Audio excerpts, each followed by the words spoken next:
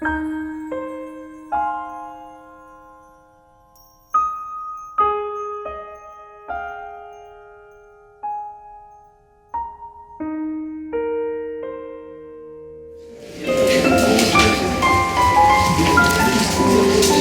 день, дорогие друзья и уважаемые гости. Спасибо старым друзьям за новую встречу, а новым знакомым за стремление подружиться с нами. Мы рады приветствовать вас на нашем прекрасном празднике, на котором речь пойдет о семье, о любви, о верности, о ценностях, на самом деле больших ценностях.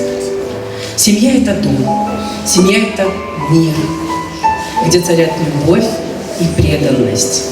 Это радость и печали, которые одни на всех.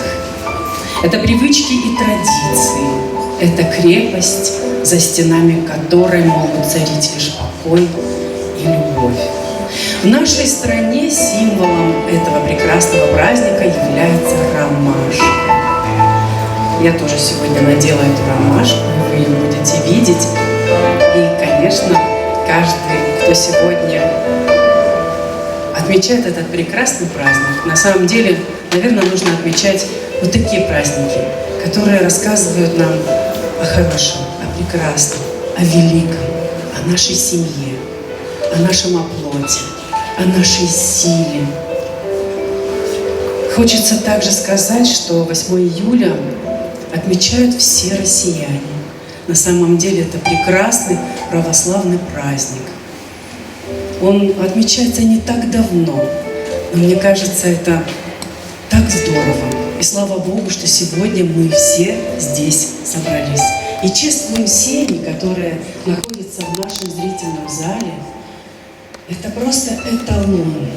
Каждая семья, которую мы сегодня представим и будем рассказывать о ней, это просто эталон. Это люди, которые вот каждым своим шагом говорят о том, что они люди с большой буквы. Это семьи, которые живут уже долго, которые поддерживают друг друга и любят друг друга. Ключевое слово – любовь.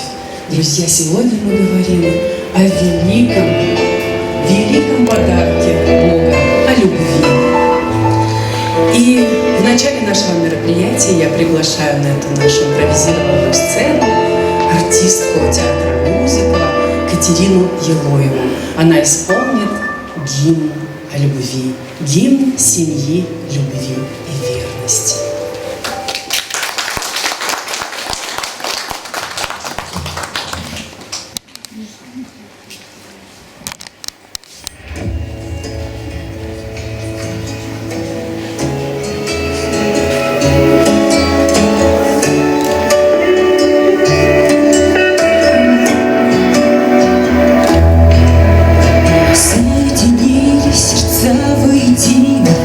Если мы вместе, мы непобедимы. Держи меня крепче за руку, мы неразделимы. Крепче стены не найти на планете. Наши родители, дом, наши дети, а звезды как маяки, нас ждут чужие люди. Это самое важное на земле.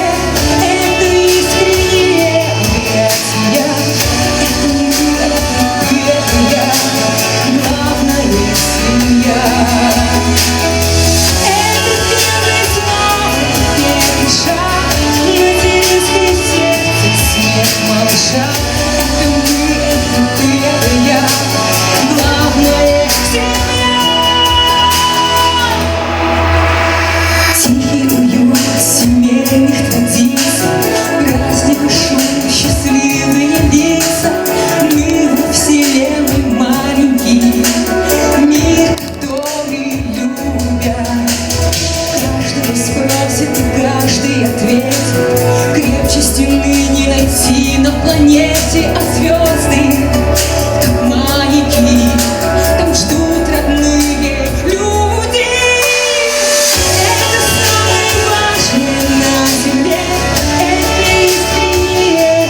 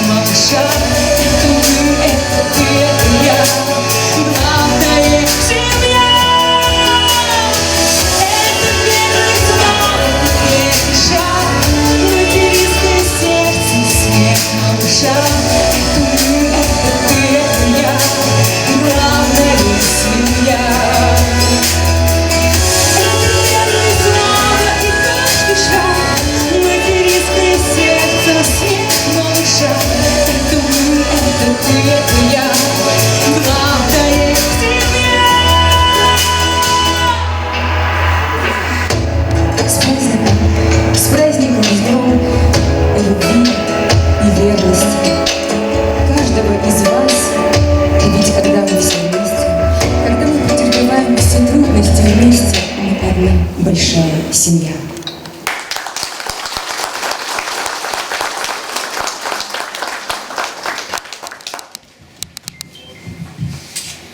Спасибо большое, Катерина. Ну а мы начинаем нашу программу. И я хотела бы рассказать о семье, которая и в моей жизни большая семья.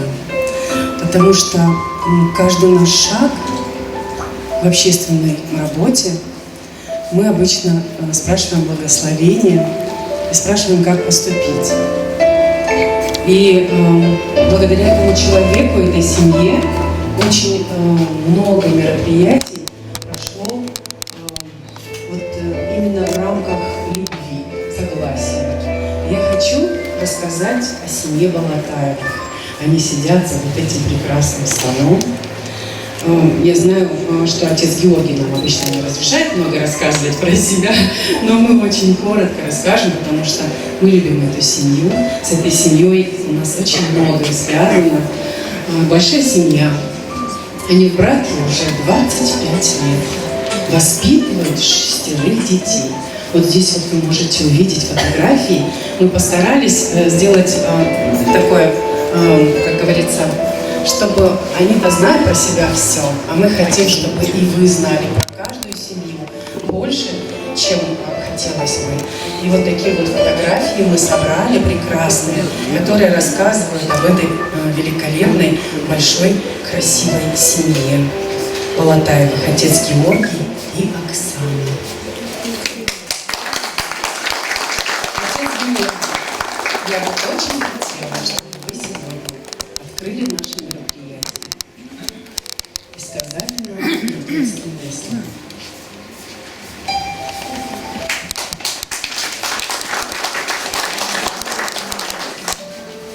В имя Отца и Сына и Святого Духа. Позвольте в первую очередь поблагодарить организаторов, которые пригласили, и поздравить вас с праздником. С Днем семьи, любви и верности. Слов я говорить не умею, и моим словом, наверное, будет молитва, обращенная к святым угодникам. О великие угодники Божии и предивные чудотворцы, благоверный князь Петр и княгиня Феврония, города Мурома, покровители, хранители, и у всех нас усердны ко Господу молитвенники. К вам прибегаем и вам молимся с упованием крепким. Принесите за нас грешных святые молитвы вашей по Господу, Богу, и спросите нам у благости Его все потребное для душ и телес наших. Веру правую, надежду благую, любовь нелицемерную, благочестие непоколебимое, в добрых делах успех, миру умиротворение, земли плодородие, воздуха благорастворение, душе и телу здравие, вечное спасение. И с ходатайством Царя Небесного да услышит Он многоскорбный вопль верных рабов Его, в скорби и печали день и ночь, взывающих к Нему, и да изведет от погибели жизнь нашу. И спросите Церкви Святой и всей державе российской мир, тишину и благоустроение, и всем нам житие благополучное и добрую христианскую кончину. Ей, чудотворцы святые, не презрите молитв наших, но будьте у нас всегдашние заступники пред Господом и сподобите нас помощи вашей получить вечное спасение и Царствие Небесное унаследовать. Да славословием неизреченной честолюбие Отца и Сына и Святого Духа, Троицы поклоняемого Бога во веки веков. Аминь.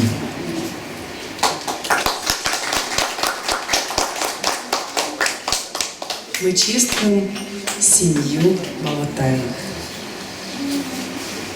Друзья, аплодисменты.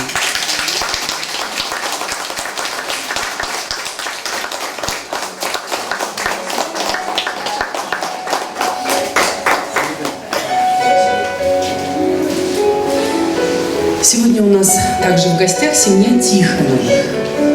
Тихонов Виктор Васильевич. 5 июня 1950 года рождения, родился в селе Емельяново Краснодарского края, полковник, военный пенсионер. В 1970 году окончил Саратовское военное училище. В 1974 году до 1978 года он был слушателем академии.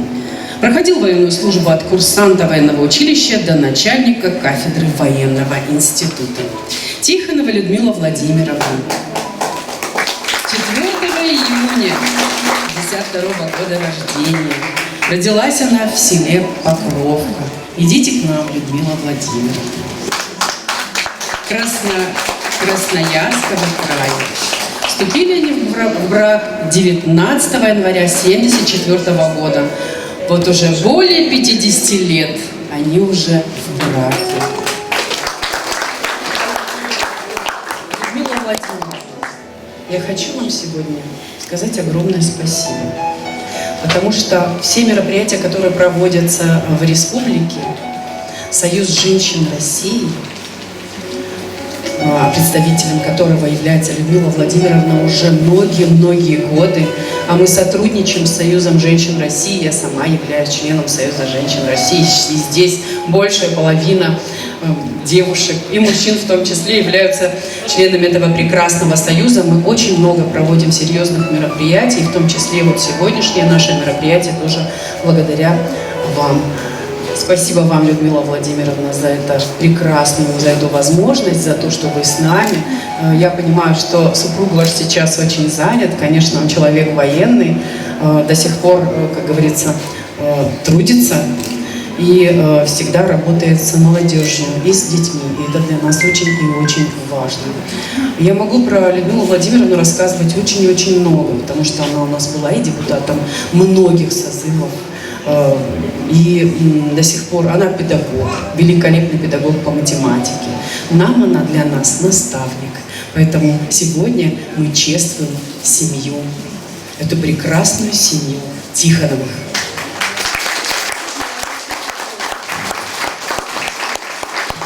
Спасибо огромное, Татьяна Савельевна.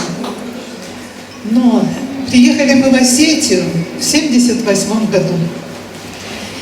И считаем, что нам повезло. Судьба распорядилась так, что мы живем в многонациональной, гордой Осетии.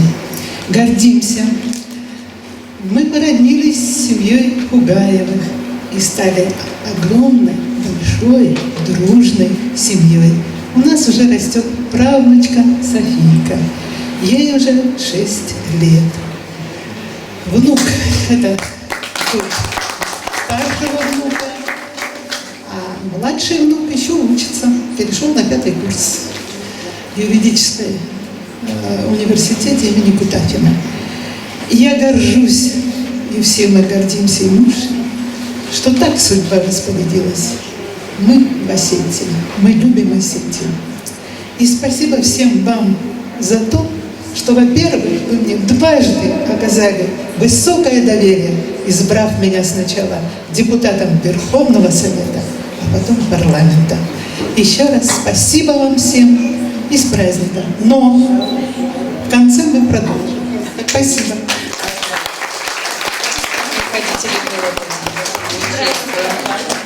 С праздником вас! Но мы продолжаем нашу программу. Я хотела бы рассказать о семье Гречанов. Они приехали из города Моздок. Представьте, как бывает в нашей жизни. Вот в Моздоке сейчас под 40 градусов. Здесь вот не совсем 40, но тоже тепло. Гречаны Владимир и Ирина познакомились, занимаясь альпинизмом на соревнованиях в Суаркоме. Она была учителем в школе, он был офицер, летчик в воинской части.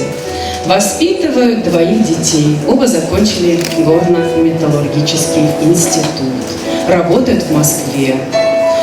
Они воспитывают 2 внучек. Сегодня Владимир является заместителем председателя Совета ветеранов Моздокского района, руководителем местного отделения боевого братства, возглавляет территориальную избирательную комиссию Моздокского района, член Союза театральных деятелей Республики Северная Осетия-Алания, актер Народного театра «Триумф», заслуженный работник Государственной гражданской службы Республики Северная Осетия-Алания, награжден рядом медалей, в том числе медалью во славу Осетии. Ирина – почетный работник образования России, заслуженный работник образования Республики Северная Осетия Алания, является директором школы-интерната имени Захара Константиновича Тигеева. В браке они 39 лет. Сегодня мы чествуем семью Гречаных.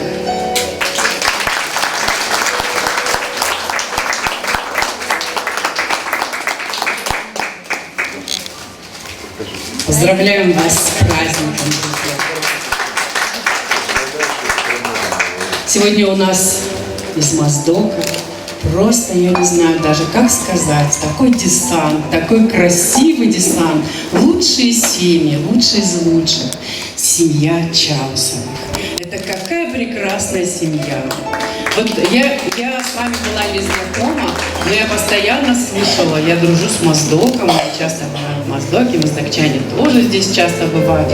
И я постоянно слышу, вот какие Николай Николаевич вот о вас, какие хорошие, добрые слова говорят. Вот он нам помог, вот он нам подсказал, вот он нам сделал, вот он так. И как приятно сегодня здесь вас видеть и чествовать. Николай Николаевич и Тамара Георгиевна. Они в браке 39 лет. Познакомились, когда учились в институтах. Николай Николаевич – ветеран боевых действий, гвардии подполковник запаса, военный летчик. Сегодня работает в медицине, заместителем главврача по АХЧ.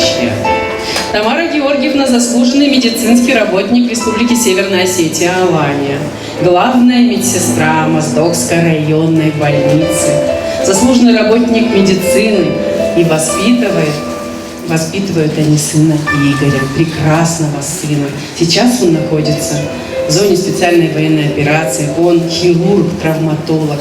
Дай Бог, чтобы уже закончилась эта специальная военная операция, и мы Игоря чествовали уже с целой огромной семьей здесь в следующем году, чтобы все вернулись живыми и здоровыми.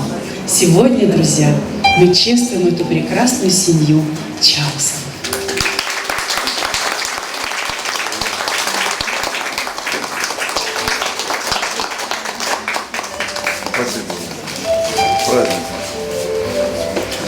Мы сегодня чествуем семью Ушаковых.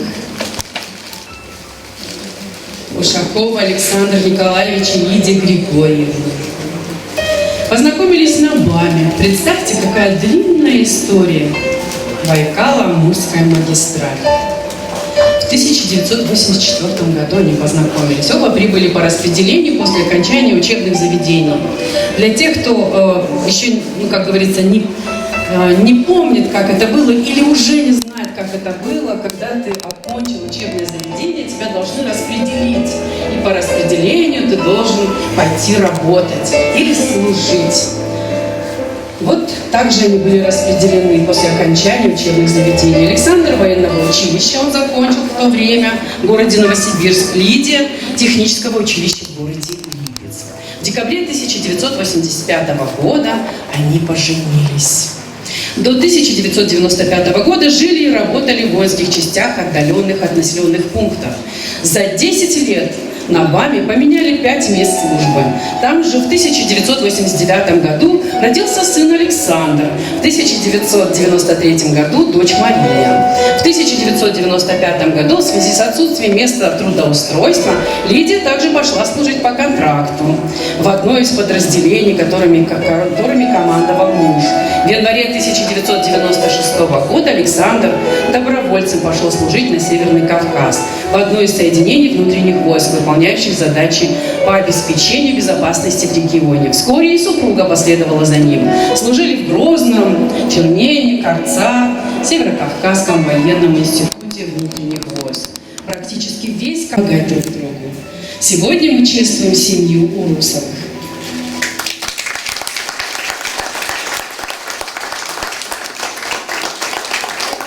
Праздником вас, друзья! У нас в зрительном зале находится удивительная семья, уникальная семья Гучиговых. Они только что прибыли из соседней братской республики. На самом деле это очень важно, что вы сегодня находитесь здесь. Для нас это на самом деле такое большое событие, когда мы можем дружить не только семьями, но и республиками. Спасибо вам огромное за то, что вы здесь. Спасибо вам огромное за то, что вы несете эту прекрасную взаимопонимание, любовь, уважение. И вы всегда говорите о том, что семья – это самое главное. Гучиков Сайфуддин Баудинович и Луганская Светлана Марьяна Васильевна живут вместе уже 34 года. Воспитывают 2 детей и 4 внуков. Пережили вместе 2 страшные войны в Чеченской Республике. Светлана и Сайфуддин познакомились в начале 90-х годов, когда Светлана закончила школу, и с тех пор они вместе, несмотря на все тяжкие лишения. Сайфуддин горец, настоящий красивый горец. И несмотря на все это, Светлана смогла найти свое место в этой горской серьезной семье. Вместе помогают нашим ребятам на фронте, занимаются гуманитарной помощью для наших солдат и тех, кто пострадал в зоне СВО. Сайфуддин и Светлана награждены и отмечены многочисленными наградами, в том числе в Республике Северная Осетия, Алания. Вся семья Сайфуддина и Светланы задействованы в помощи нашим бойцам, а также в помощи людям, попавшим в трудную жизненную ситуацию, в том числе малоимущим. На протяжении 25 лет общественная организация, которую возглавляет Сайфуддин, занимается восстановлением разрушенных кладбищ в ходе боевых действий на территории Чеченской Республики. Огромное вам спасибо за вашу такую сложную, серьезную работу. На самом деле, наверное, иногда вы думаете, зачем я это делаю? Но вы это делаете не для себя, совсем не для себя, а для тех людей, которые нуждаются в вашей помощи, в вашей поддержке. Я знаю вашу организацию, которая действительно многие родители нашли своих детей благодаря вам. Многие семьи обрели своих родных и могли их похоронить по-человечески. Спасибо вам за эту миссию. Огромное. И за то, что вы сегодня приехали к нам, в нашу маленькую, но очень дружественную, теплую республику Северная Осетия. И за эти прекрасные связи, дружеские связи, мы сегодня чествуем семью Гучиковых. С праздником вас!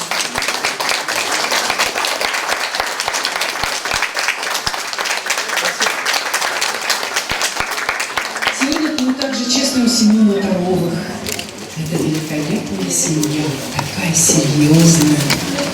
Иван Михайлович и прекрасная супруга Ирина. Огромное вам спасибо, что вы нашли время и пришли сегодня. Иван Михайлович – легенда оперативного сыска, между прочим, чтобы вы понимали. Уроженец Орловской области. С детства знал, что будет милиционером. Вдохновил пример сельского участкового, который с большой любовью относился к своему делу. Окончив училище МВД во Владикавказе, юный Иван Моторов приступил к службе. 40 лет посвятил органам внутренних дел. Прошел путь от участкового инспектора до заместителя начальника милиции общественной безопасности республики. Почти 20 лет он посвятил службе в уголовном розыске. Дети пошли по стопам отца. Сергей ушел на пенсию в звании полковника военной службы, Оксана работает в структуре МВД.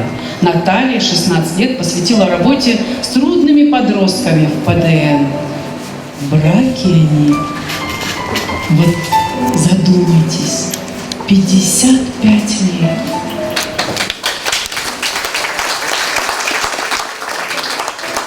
Сегодня мы чествуем эту прекрасную, красивую семью Моторовых. Спасибо вам за все. Спасибо вам за то, что вы несете вот из семьи вот эту красоту и даете возможность нашим молодым парам видеть эту красоту. Спасибо вам за это. С праздником вас! Также у нас в зрительном зале находится семья Карсановых. Я очень люблю эту семью. С этой семьей у нас связано очень-очень много. Потому что на каждом мероприятии я вижу такую улыбку, такую теплоту, такую доброту и такое взаимопонимание, такую любовь. И вы всегда дарите эту любовь всем, кто вокруг вас. Огромное вам спасибо и низкий вам поклон. На самом деле, хочется сказать еще о жизни Владимира. Вы знаете, что в 6 лет вместе с братом и сестрой Владимир Корсанов оказался в фашистском лагере. Семья жила в городе Гродно. Немецкие солдаты увозили детей и продавали в рабство польским семьям. Владимир был разлучен с братом и сестрой. Через несколько лет братья и сестра нашли друг друга, а потом и отца. К тому времени их родня думала, что дети уже погибли. И представьте эту длинную дорогу домой в Северную Осетию. Они все вернулись чудом. Слава Богу за все. Это какая красивая история. Огромное вам спасибо, что вы рассказываете школьникам, за то, что была Великая Отечественная война, за то, что она была такая страшная, и что вы сохранили, и пронесли эту любовь, эту красоту, и вы сохранили эту любовь. Вы сохранили семью. Огромное вам спасибо. Сегодня мы чествуем эту прекрасную семью Корсановых.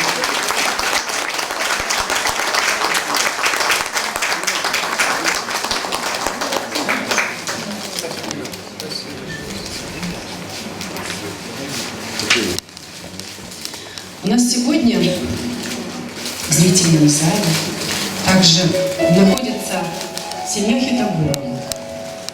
Вот они с правой стороны. Сегодня мы чествуем семьи, в которых самое главное в жизни – это любовь. Прекрасная семья Хитагурова. Хитагуров Руфат сегодня у нас в гостях. И Алла Рамазанова. Спасибо вам за то, что вы нашли время. Я знаю, что у артистов сейчас настолько сложно со временем, особенно летом.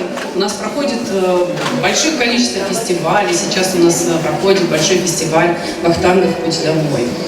Большие фестивали крупные. Это так здорово, это так красиво. Сегодня мы с удовольствием представим эту великолепную семью. Аллу Рамазанову знают во всех республиках, не только здесь у нас, но и во всех республиках, потому что она народная артистка всех кавказских республик. Представьте, какая-то птица мира, что она народная всех кавказских республик. Спасибо вам большое, Алла Рамазановна. Могу даже рассказать одну историю из своей жизни, буду очень коротко, знаю, что такое у нас длинное мероприятие, красивое, но я считаю, что чествовать такие семьи нужно долго, потому что от них исходит любовь, и эту любовь нужно прям дарить всем, и мне кажется, это очень важно, поэтому не уставайте, друзья, у нас такое красивое длинное мероприятие. Я помню первый раз, когда я встретилась с Аллой Рамазановной, она мне говорит: так, Вадимочка, давайте мы поедем, сейчас я займусь пока своими делами, мне нужно вот заехать в 3 места, а потом мы займемся нашими общими. Вот вы не против? Я говорю: нет, я не против. И мы едем, и я вижу, мы подъехали к дому престарелых. Так, думаю, хорошо, я знаю, это дом престарелых. Она заходит, выходит. Едем мы дальше, как-то вот я пока не задумывалась. Дальше едем и доезжаем на Навзарово. Думаю, на Навзарово есть детский дом. Заходим в детский дом. Она обратно выходит. Думаю, как-то странно. Такие точки, которые я хорошо знаю. Дальше мы едем, в то время еще был открыт детский дом Виктория. Едем и доезжаем, вот здесь он как раз не так далеко был открыт. И доезжаем до детского дома, и я уже не стерпела и говорю: Алла Рамазановна, я, конечно, прошу прощения, а зачем вы туда заходите? Она говорит: Фатимочка, что ты? Я после каждого, вот перед каждым концертом обязательно выделяю очень много мест именно для тех, которые бы с удовольствием пришли на мой концерт. И на самом деле с этого дня началась наша дружба, потому что я поняла, что это очень добрый человек, очень добрый человек.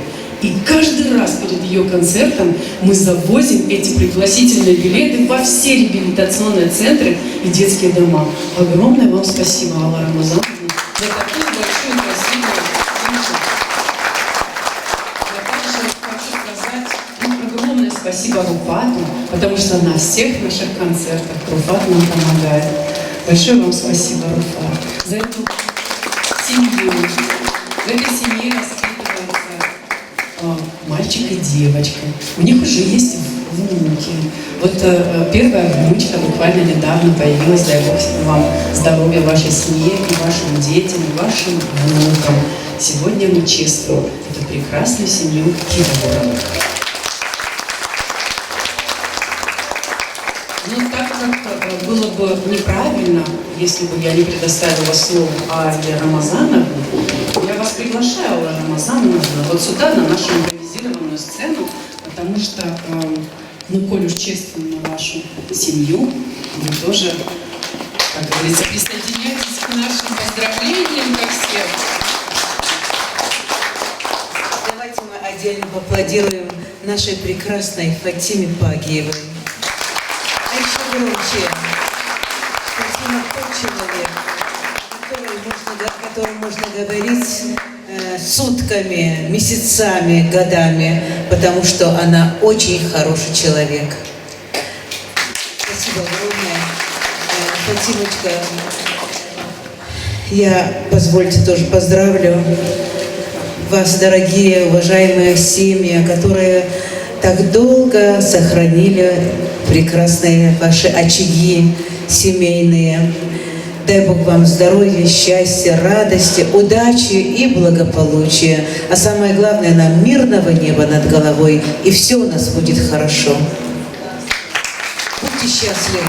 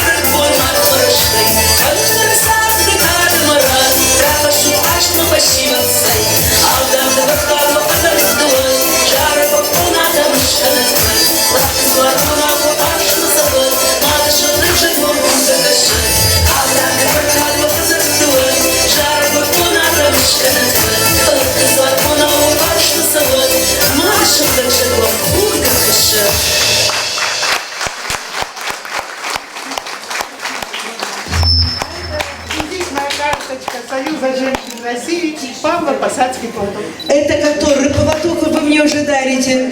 Огромное спасибо.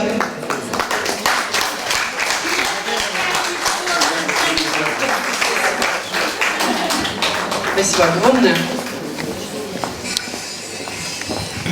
Ну, мы продолжаем нашу программу прекрасную. И продолжаем чествовать семьи, образцовые семьи.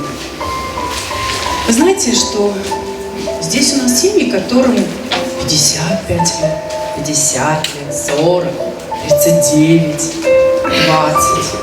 Но есть еще очень-очень молодые семьи, но совсем молоденькие семьи.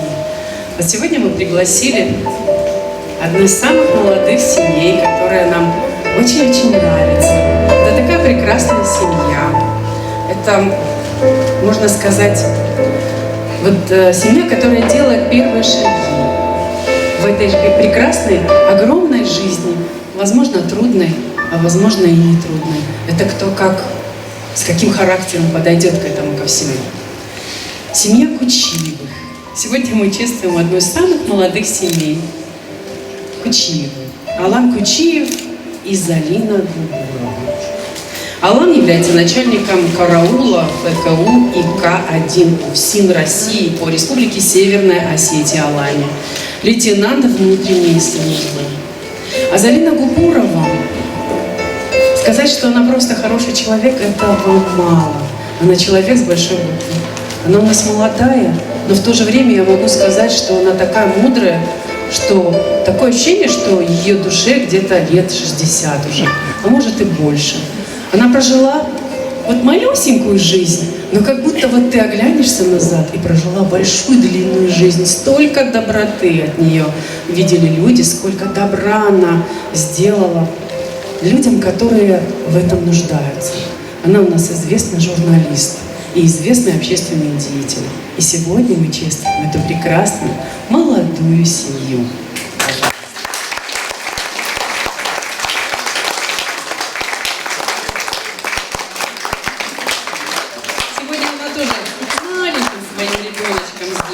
Я просто боялась, что она до финала не досидит, потому что ребенку нужно много внимания. Поэтому пригласила ее прямо в центре нашего события. Сегодня мы чествуем эту молодую семью.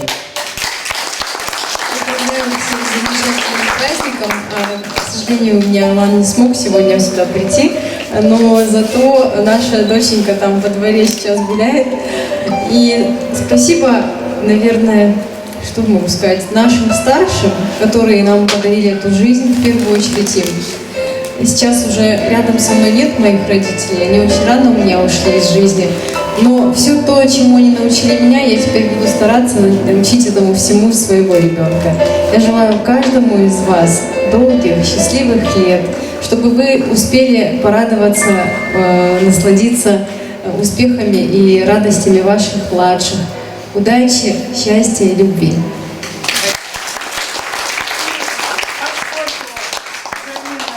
Должна уйти маленький ребенок.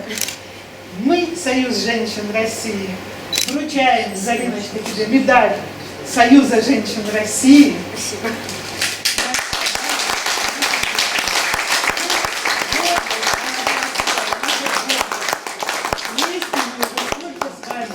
Вместе. И, конечно же, здоровья, любви, взаимопонимания. Спасибо.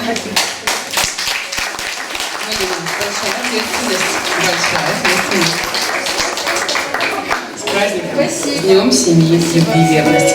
Ну а мы продолжаем нашу программу. И я хотела бы с особой любовью рассказать об этой семье. Они чуть-чуть запоздали, но они запоздали не потому, что они нас не уважают, а потому что они приехали с других мероприятий еще, потому что у нас в республике проводится очень большое количество мероприятий. Это семья Кальниковых. Одна из самых таких серьезных семей, которые знают не только в республике, но и за пределами. Савелий Харитонович и Тамара Габоевна в браке 40 лет. Савелий Харитонович – инженер-строитель, участник операции Дунай-68.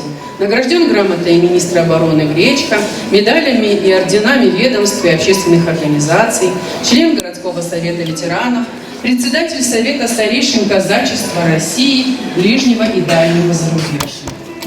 Тамара Габоевна – отличник просвещения России, заслуженный работник образования Республики Северная Осетия Алания, кавалер медали во славу Осетии, ордена Дружбы народов Южной Осетии.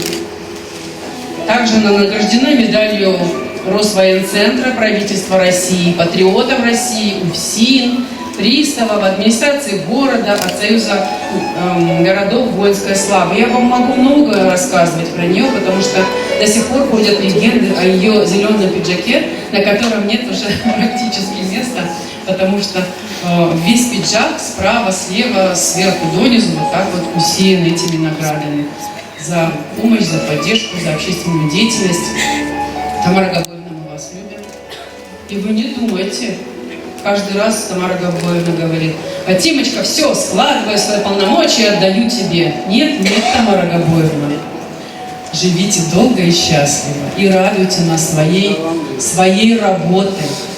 Радуйте нас, потому что вы для нас действительно образец подражания. Сегодня мы чествуем семью Кайфова.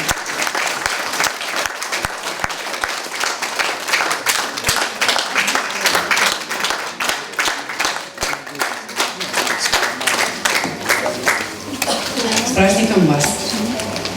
Ну и мы продолжаем нашу программу. Я хотела бы представить вам прекрасную семью Александра Алексеевича Мелешина и Веру Николаевну Лысых. Это великолепная семья. Они познакомились в 1988 году, как в песне «На морском песочке» в Лазаревском. Да, так тоже бывает, все сразу обрадовались. Да, и не расстаются уже 38 лет, представьте, 38 лет они вместе. Раньше они жили в Воронеже, но так как оба очень любят путешествия и отдых на море, решили перебраться в теплые края на юг. 4 года живут в Ессентуках и путешествуют пока по Северному Кавказу, а дальнейшие планы у них очень далеки, очень-очень. Вера Николаевна проработала много лет в управлении федерального казначейства по Воронежской области, а Александр Алексеевич в школе преподавал русский язык и литературу. Сейчас оба они на пенсии, много путешествуют, любят жить. Я так люблю людей, которые любят жить. Единственная у них дочка живет в Москве. В настоящее время вместе с супругом они отрабатывают 5-летний рабочий контракт с дипломатической миссией в посольстве России в Киргизии. 2 красавицы-внучки скучают, конечно, по бабушке с дедушкой. Ну и, наверное, в скором времени встретятся вместе большой красивой семьей. Сегодня мы чествуем вот эту прекрасную семью, которая сейчас, в данный момент, находится в этом прекрасном санатории Сосновой Рощи. Александр Алексеевич Мелешин и Вера Николаевна.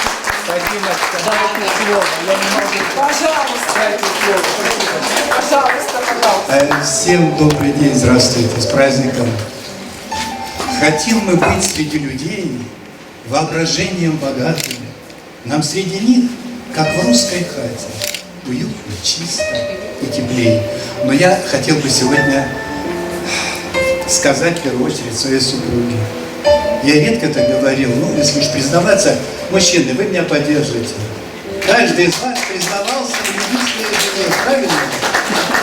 Как утро молодость пройдет, порядок этот неизбежен. Пора к нам зрелости придет, и к женщине ты станешь нежен, ты станешь женщине добрей, ее ты станешь тенью.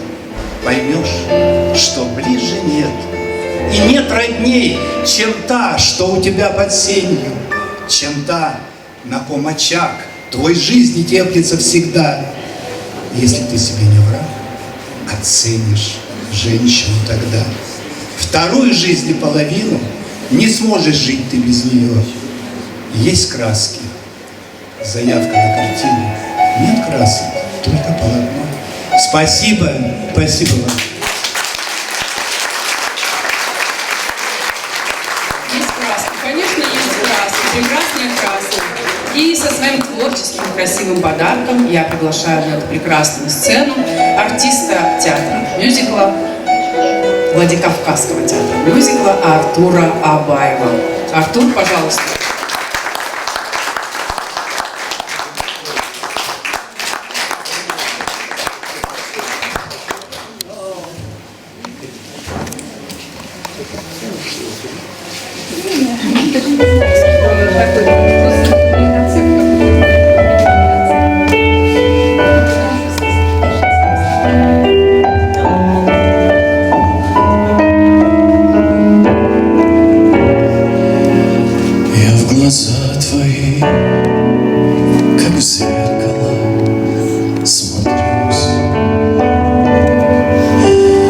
Выражение потерять свое боюсь. Не хочу, чтоб я лишь гостем был в сумраке ночей и судьбе твоей. Я люблю тебя, как любят в жизни раз. Словно солнце в мире не было до нас.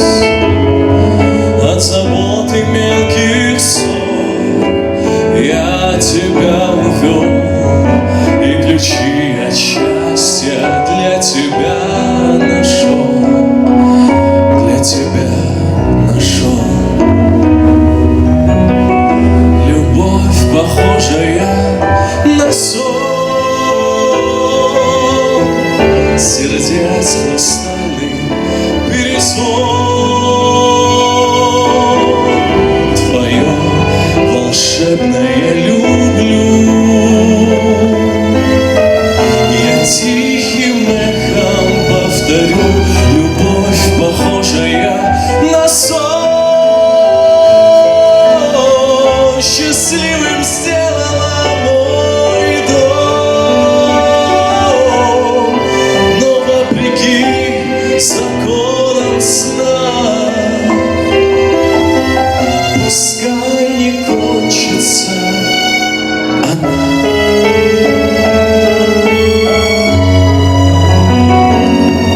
Я прощаю одиночество и грусть.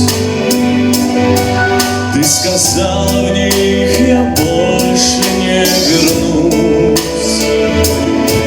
Так бывает только в сладком сне, но любовь у нас наяву сейчас. Мне в глазах твоих себя не потерять. На разлуке нам любовь не разменять. Я немыслимой ценой и своей судьбой заслужил я это счастье быть с тобой, быть всегда с тобой. Любовь, похожая на сон, сердец хрустальный перезвон. Твое волшебное люблю я тихим эхом повторю. Любовь, похожая на сон, счастливым сделала мой дом. Но вопреки законам сна, пускай не кончится она.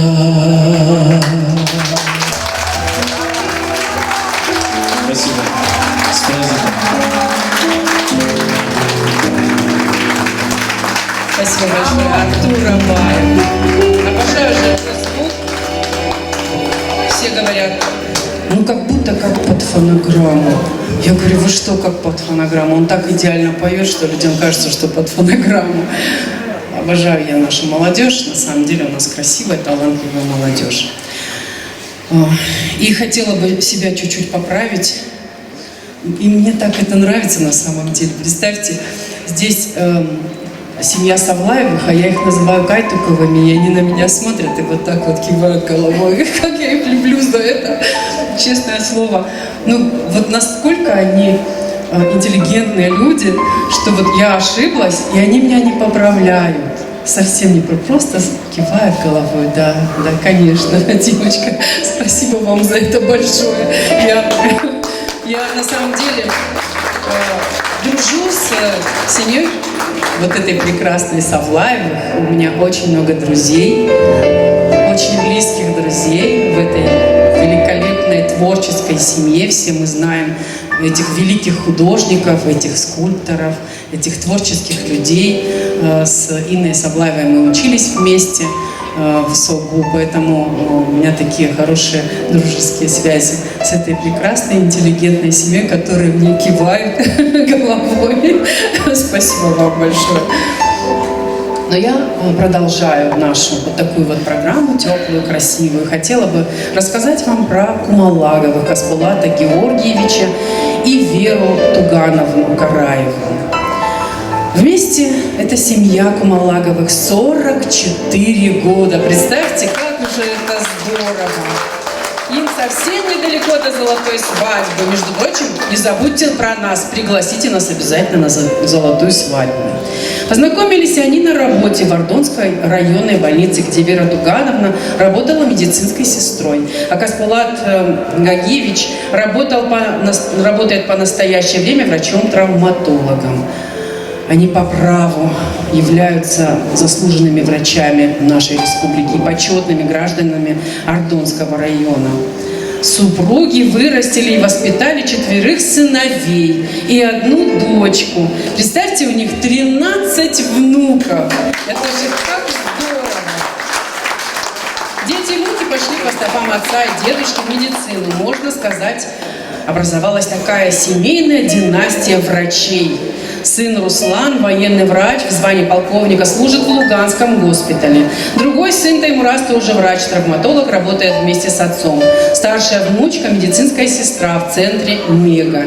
Невестки тоже врачи. Младшие внуки, студенты и школьники учатся хорошо и отлично. Занимаются по своим интересам, кто музыкой, кто спортом, кто рисованием и так далее.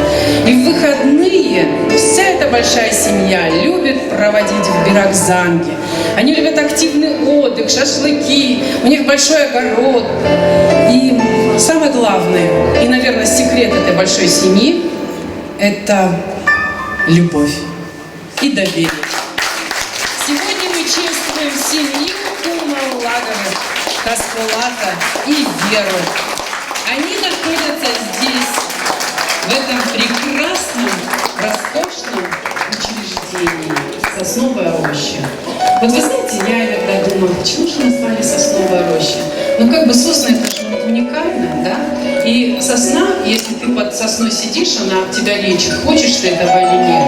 Когда ты входишь в это заведение, тебя уже лечат своими улыбками все, кто тебя встречает. Поэтому и назвали, наверное, «Сосновая роща». Так красиво, так мило. Так что, друзья мои, мы все заходим и сразу оздоравливаемся. Хотелось бы продолжить и перейти на красивейшую семью. Хотелось бы сказать об этом старшем Адзабоеве Славике, что все на него смотрят, и он к нему подходит и спрашивает, как же быть? Спрашивают об обычаях, и он всегда делится, всегда рассказывает. Это я, да, о семье Забоевых. Славе Пулаевича, Светлане Мухарбековне. Недавно в окружении любящих родных и близких людей они отметили 52 года совместной жизни. Представьте, как здорово, 52 года вместе, рядом. И они любят друг друга, помогают друг другу. У них огромная большая семья. И вы знаете, что познакомились супруги в магазине. Да, вот так тоже бывает интересно. Где Светлана Махарбековна успела уже поработать продавцом. А Славик Булаевич, будучи студентом сельскохозяйственного института, захаживал туда, видимо, не только за покупками, а просто на смотрины, как говорится, да? И, видимо, с большим успехом он это сделал. Посмотрел, увидел и покорил, как говорят. В обычном городском продуктовом магазине он нашел свое счастье и любовь на всю оставшуюся жизнь. После 2-летней службы в группе советских войск в Германии молодому бойцу пришлось по призыву Родины еще 2 года отслужить в Армении и Жуковском. Поженились супруги. Решили, что жена будет заниматься домом, детьми и хозяйством. А молодой супруг обещал, как и положено настоящему мужчине, обеспечивать семью. Супруги вырастили и воспитали 3 дочерей. Прекрасных дочерей. Любимые, любящие внуки радуют родителей и дедушку с бабушкой своими успехами. Старшая внучка, отличница, изучает 4 языка. Ее сестричка тоже подтягивается до уровня старшей внучки. Недавно вернулся с боевой наградой из армии и, выполнив свой воинский долг в зоне специальной военной операции в Курской области. Старший внук. Дай Бог ему здоровья, силы. На самом деле он герой. Потому что не каждый может пойти и защищать честь Родины. Многим бывает, как и всем людям, страшно. Многим родителям бывает очень страшно, и они не отпускают своих детей. Но вы отпустили своего ребенка, и он, слава Богу, вернулся живым, здоровым. Слава Богу, пусть все дети возвращаются живыми и здоровыми. Пусть наконец-таки закончится эта операция. Младший внук – студент факультета горного дела, горно-металлургического института. Об этой семье можно рассказывать много-много и долго. Сегодня мы чествуем семью Дзагоевых.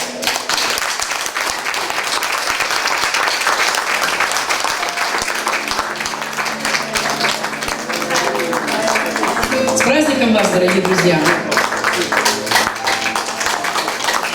Хочется рассказать о супругах Гаглоевых, о Марате Андреевиче и Сюзанне Славиковне. Они работают в этом прекрасном коллективе санаторий «Сосновая роща» и пользуются заслуженным авторитетом у всего коллектива. И вместе они уже около 11 лет. Представьте, как здорово. Они еще работают здесь вот рядом. Не каждому, наверное, не каждой семье удается работать в одном учреждении. Это так здорово. Познакомились на работе они у друга Марата Андреевича на станции скорой помощи. Да, он раньше работал на скорой помощи, где его друг работал и водителем, а Сюзанна врачом. Марат Андреевич как бы случайно по наводке друга зашел посмотреть и познакомиться с молодой интересной девушкой-врачом. Ну, представьте, какая история. Заходит он такой на скорую помощь, а там такая красивая девушка. Они просто случайно познакомились. Наверное, она до сих пор не знает, что это было случайно. Сегодня мы раскрыли большую тайну, что это было совсем-таки и не случайно. И так вот получилось, что это случайная встреча. Она была запланирована друзьями и оказалась судьбоносной. Молодые люди понравились друг другу и через некоторое время поженились. Супруги воспитывают 3 детей. Старшие хорошо, отлично учатся в школе, успевают заниматься спортом, танцами, музыкой. И, конечно, это здорово, что в одном учреждении они могут увидеть друг друга за целый день, могут поздороваться и сказать друг другу: «Я люблю тебя». Сегодня мы чествуем супругов Гаглоевых, Марата и Сюзанны. С праздником вас, друзья! Ну, видите как? Там здорово. Оказывается, вас все знают. Спасибо вам большое, с праздником. Я приглашаю на эту сцену Георгия Лютичаева, артиста, не только артиста, он актер, он поэт, переводчик, артист Владикавказского театра мюзикла. Он мне говорит: Фатима, зачем же ты меня пригласила? Зачем ты я же не в форме. Я иногда могу попросить своих друзей, они могут за 15 минут приехать и подарить моим дорогим друзьям музыкальные подарки. Но я очень хотела, чтобы он исполнил эту песню, потому что все вы окунетесь в свою юность. Нельзя было его не пригласить. Это одна из моих любимейших песен. Георгий, пожалуйста.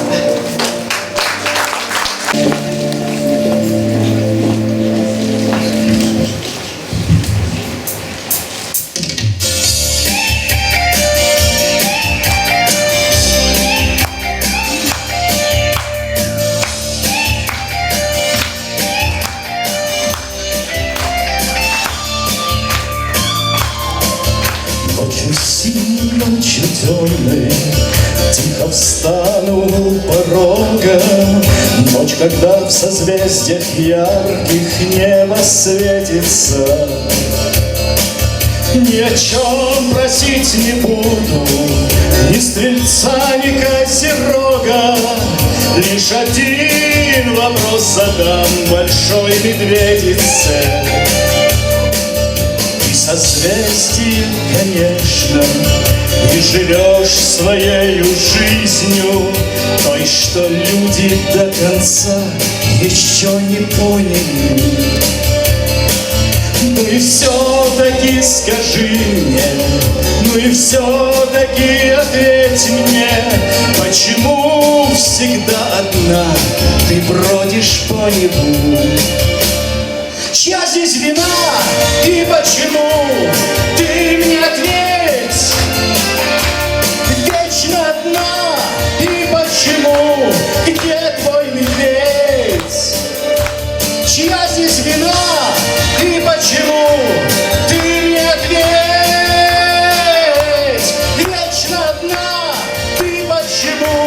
Где твой медведь?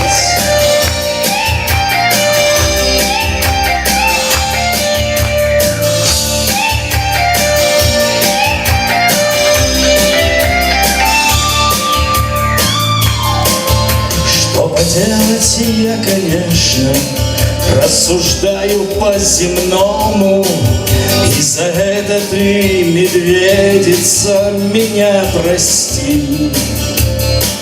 Но сияла бы, смотрелась ты совсем бы по-другому, если б твой большой медведь сиял поблизости. Чья здесь вина и почему? Ты мне ответь. Вечно одна ты почему? Где твой медведь? Чья здесь вина? Может, пойму. Ты мне ответь. Вечно одна ты почему? Где твой медведь?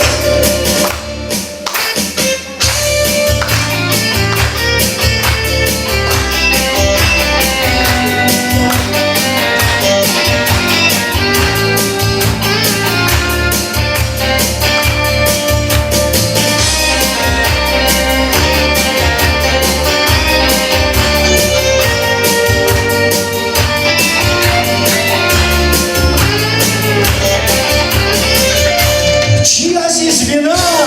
Может, пойму. Ты мне ответь. Вечно одна ты почему? Где твой медведь? Чья здесь вина? Может, пойму. Ты мне ответь. Вечно одна ты почему? Где твой медведь? Вечно одна ты почему? Где твой медведь? Спасибо.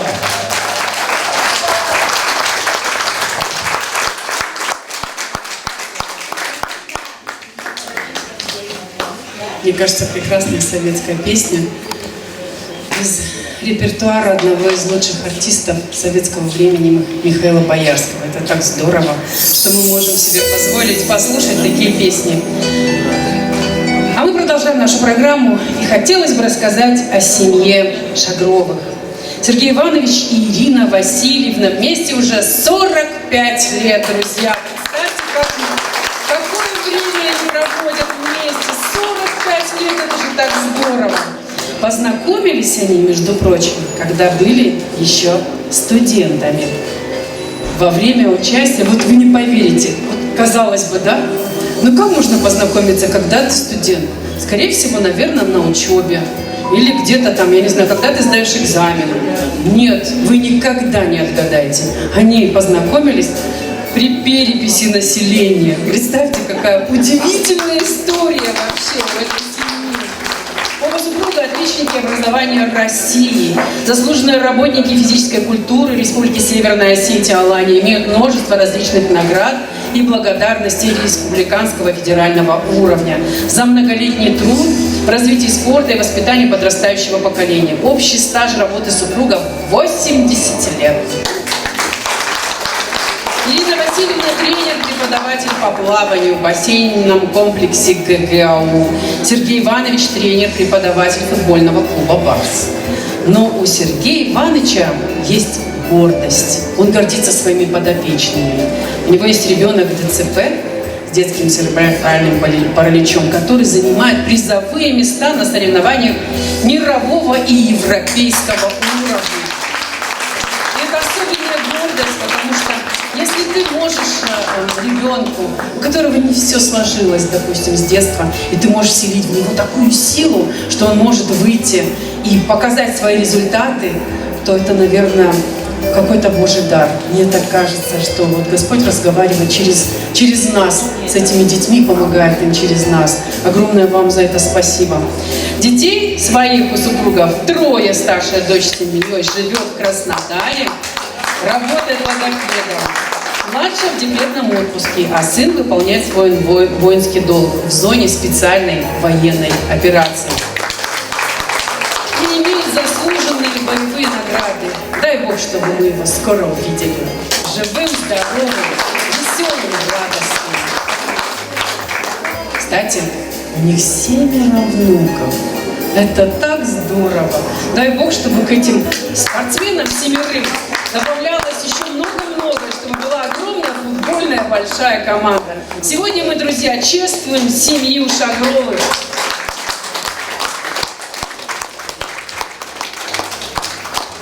С праздником вас, днем семьи, любви и верности. А я продолжаю историю, хочу рассказать о семье Абаевых. Олег Савич и Таиса Магомедовна Берденова. Поженились они через 3 месяца, сразу после того, как познакомились на свадьбе близких друзей. Какая история, да, представьте. Раньше были такие свадьбы, где можно было познакомиться, влюбиться, а сейчас как-то не знаю. Интересно, сейчас знакомятся на свадьбах? Вот это вот я даже не могу сказать. И вместе они уже, представьте, 52 года.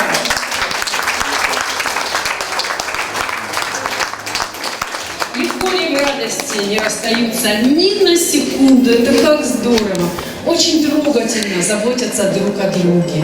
Олег Савич после окончания географического факультета начал свою трудовую биографию начальником гидрогеографической партии Гидрометеобюро. Потом перешел на преподавательскую деятельность в Институт повышения квалификации учителей, где проработал много-много лет, до самой пенсии. Он отличник образования и заслуженный работник образования Республики Северная Осетия Алания, лауреат премии президента России. Хорошим авторитетом и примером его жизни для него был всегда отец. Отец его был лауреатом Ленинской премии по геологии. Представьте, какая семья, какие традиции. Таиса Магомедовна после окончания химико-биологического факультета Северостинского государственного университета работала на заводе ГРАМ. Параллельно занималась домом, детьми, как многие наши советские женщины. Воспитали они 2 дочерей, которые имеют свои семьи, работают. Старший живет в Греции. И знаете, как так получается, что вот младшая семьей живет рядом, часто помогает младшенькая. 2 внучки радуют своими успехами, старшая окончила на золотую медаль. Наверное, каждая мать, каждая девушка, бабушка всегда гордятся своими дочерьми, сыновьями, внуками, когда ты видишь, что они успешны, что они продолжают твою фамилию, что они трудятся и ведут себя правильно. И на самом деле бывает, конечно, очень и очень приятно. Пусть в каждой семье будет так, чтобы каждый родитель гордится своим ребенком и своим внуком, и правнуками, и так далее. Недавно, так получилось, что недавно в Санкт-Петербурге вот внучка одна заняла 1-е место в университетском конкурсе красоты. Она получила приз «Мисс Грация». А самой младшей внучке 12 лет. Она хорошо учится в школе и активно занимается спортом и живописью. Такая красивая, интересная история этой фамилии Абаева. Сегодня мы чествуем нашу семью Абаева. Счастья вам, здоровья. С вами нас, дорогие друзья.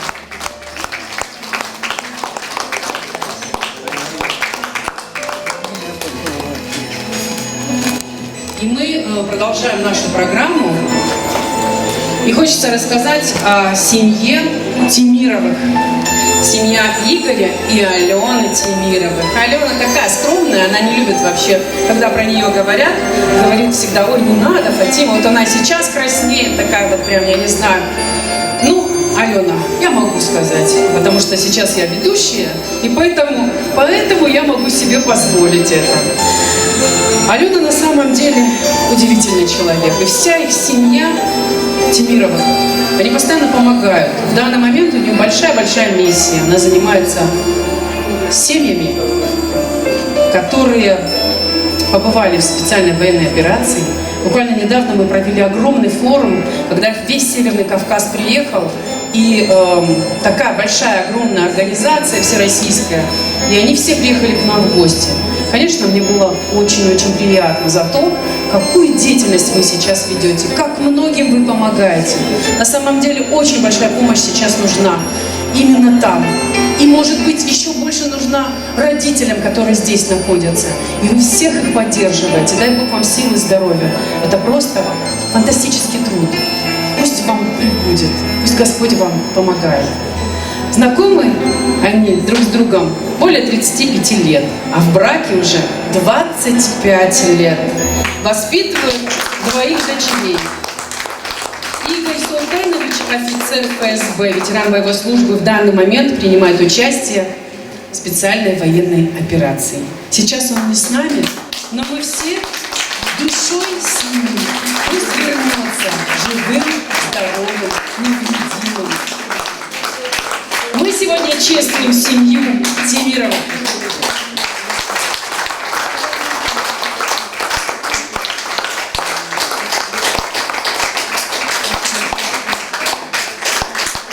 Я хочу также рассказать о семье Шаповаловых. Шаповаловы Анатолий и Валентина.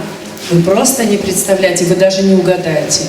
В браке они уже 50 лет. Представьте, целых 50 лет. Шаповалов Анатолий — заслуженный тренер России, заслуженный учитель Республики Северная Осетия Алания, отличник просвещения РСФСР. Воспитывают они 5 внуков и 1 правнука. Пусть будет не 1, пусть будет их 22 правнука, а может и больше, кто знает. Дай Бог, дай Бог.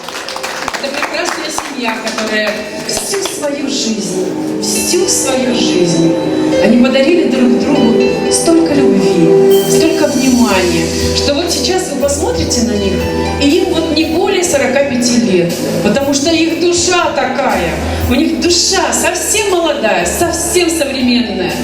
Как я рада, что вы сегодня здесь и с нами. Как я рада, что вы сейчас вот в этом цветнике прекрасных и самых лучших семей, которые пронесли любовь. С Днем семьи, любви и верности вас. Долгих лет жизни, здоровья и счастья вам. Сегодня мы чествуем семью Шаповаловых. Аплодируем их браку. 50 лет вместе.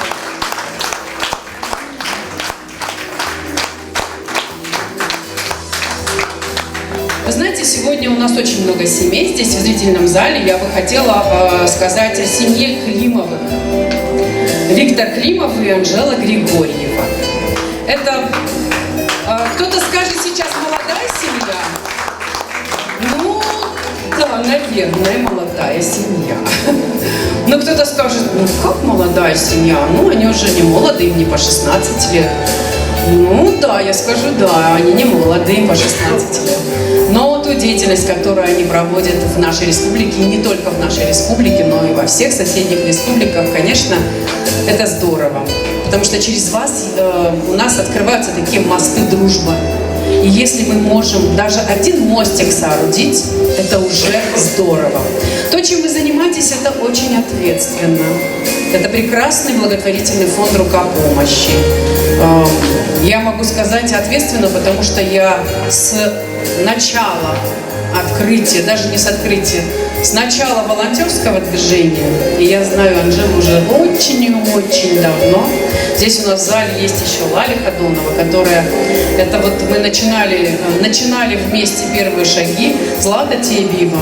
Мы начинали первые шаги, это было просто волонтерское движение. Мы начали просто вот волонтерить. А потом это движение переросло в огромный благотворительный фонд «Рука помощи», и все мы являемся, как это сказать, соавторами этого прекрасного детища. И сейчас у этого детища, у Анжелы нашей, появился супруг. И как это здорово! Дай Бог вам долгой жизни. Любите друг друга и уважайте. Вот они такие скромные, что даже сейчас они стоят возле стеночки. Спасибо вам, друзья, на самом деле, это очень большой труд, вот то, чем вы занимаетесь. Сегодня мы чествуем эту прекрасную семью. Виктор Климов и Анжела Григорьева. Так приятно. Так здорово. Великолепно. Ну, я в конце еще предоставлю слово. Ну, а сейчас я бы хотела сказать еще об одной молодой семье. Это прекрасная семья Елуевых. Сергей Сергеевич и Екатерина Сергеевна. Вот такие они, Сергеевичи, Сергеевны вместе. Вместе они в браке уже 15 лет. И воспитывают 2 детей. Сергей Сергеевич – начальник отдела испытаний информационных технологий Центрального информационно-технического таможенного управления России. Екатерина у нас артистка. И не только артистка, она актриса Владикавказского театра мюзикла. И, конечно, Катя, ты человек с большой душой, с открытым сердцем. Я могу позвонить ей утром, в обед, вечером, ночью, если она свободна и не находится где-то вот в такой, как говорится, я не знаю, в работе серьезной. Она говорит: Фатимочка, через 15 минут буду. Если надо, я буду, даже раньше. Поэтому за это тебе огромное спасибо. Сегодня супруга рядом нет, потому что супруг служит и работает в Москве. Буквально вот мы его ждем через пару дней. Счастья вашей семье, здоровья, успехов. Вы несете эту любовь уже так много лет, но я надеюсь, что мы будем отмечать вашу золотую свадьбу. И что, как сегодня мы говорили о том, что 50 лет вместе, 52 года вместе, 44 года, 39, чтобы мы также могли вами гордиться. Любите друг друга, уважайте друг друга. Ну, Екатерина, я приглашаю тебя на сцену.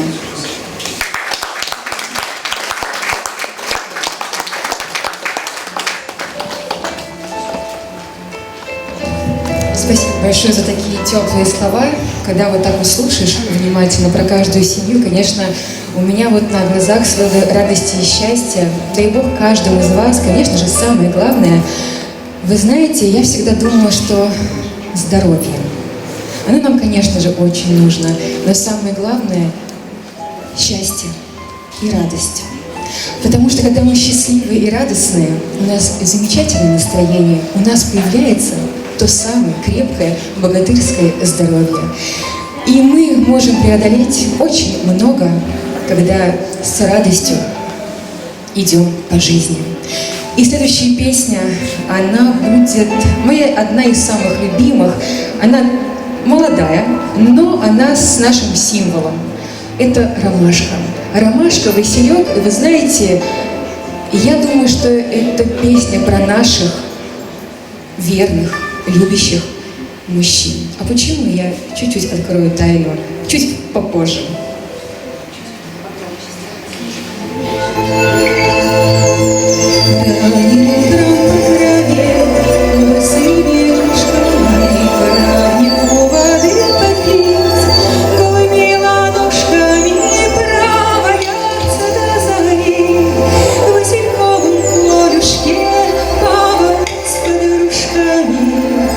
Девичьи доли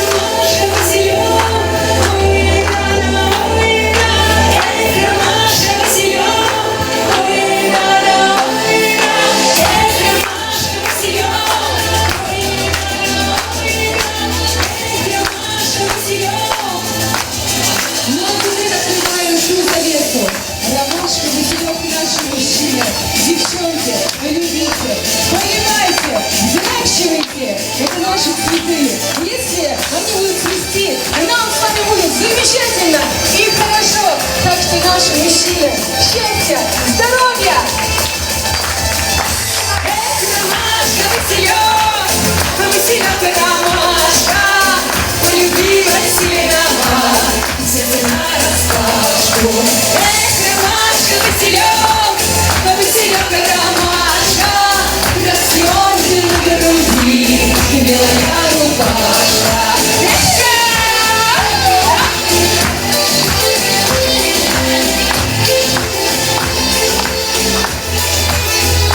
С праздником, мира всем, добра. Самое главное, мирного неба над головой и всегда мы на позитиве.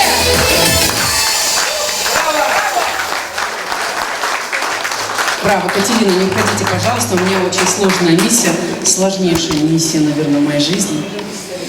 Автономная некоммерческая организация «Центр развития культуры и туризма» «Арион» выражает Елоевой Екатерине Сергеевне благодарность за высокий профессионализм и активное участие в организации проведения концерта, посвященного празднованию Дня семьи, любви и верности.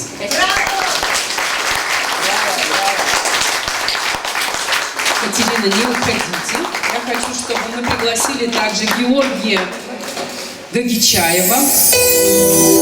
Георгий Русланович Гагичаев награждается благодарностью автономной некоммерческой организации Центр развития культуры и туризма «Арион».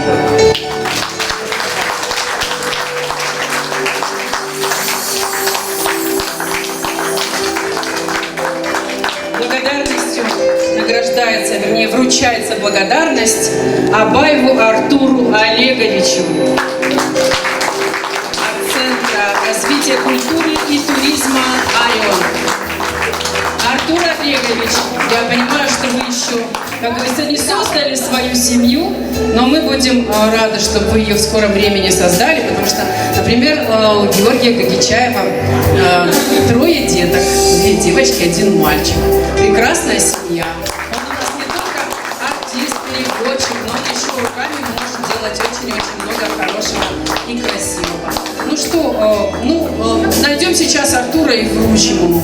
Давайте сделаем одну фотографию, вот такую. Подождите, нет, я хочу ему здесь вручить, сейчас мы его найдем. Вот так вот я хочу, потому что руководителя организации здесь нет.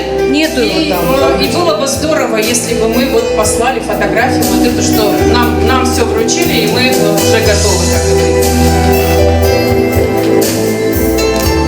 Сейчас еще придут. Так. Мне кажется, что он пошел. Нет, он, скорее всего, пошел знакомиться. Вот как здесь во многих семьях было, пошел знакомиться, познакомился где-то и нашел себе девушку. Дай Бог, чтобы так оно и получилось. Артур Олегович, вручаем вам благодарность. Центр развития культуры и туризма «Арион». Теперь на фотографию. Ближе все. Ближе, не бойся. Ближе, внимание.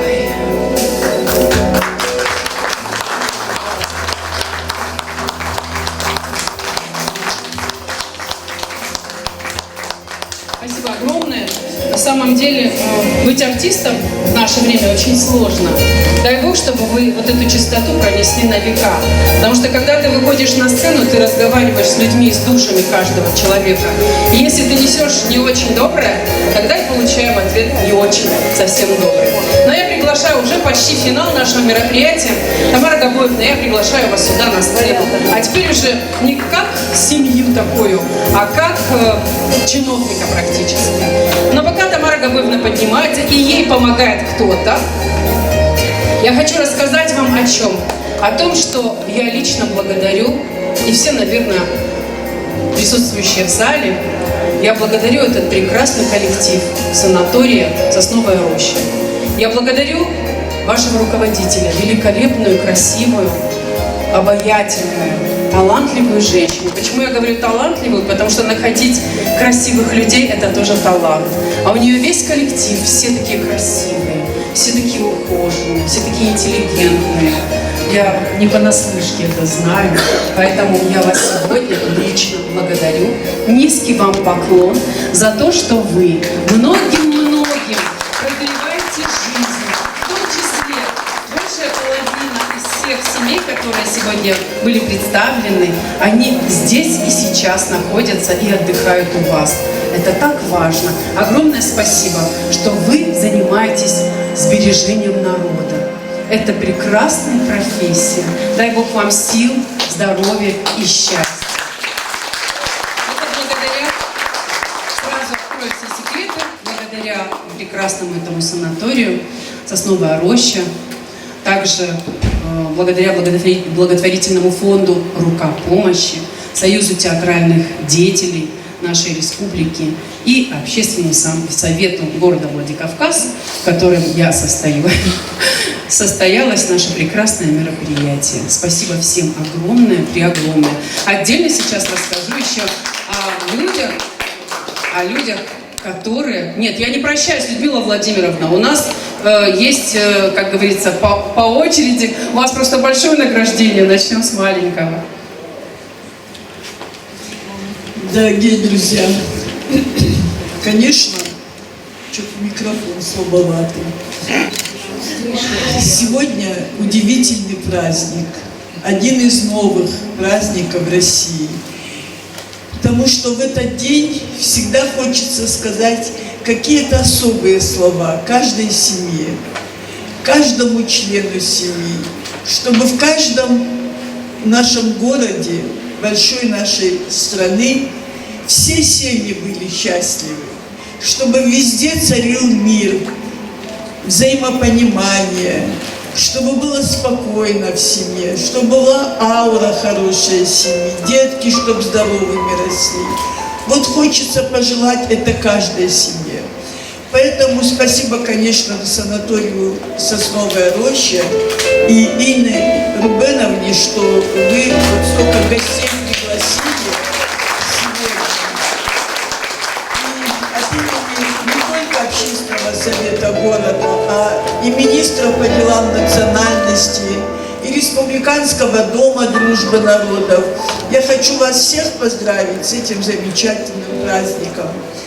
На самом деле в Общественном совете города у нас Фатима Савельевна возглавляет комиссию по культуре и искусству.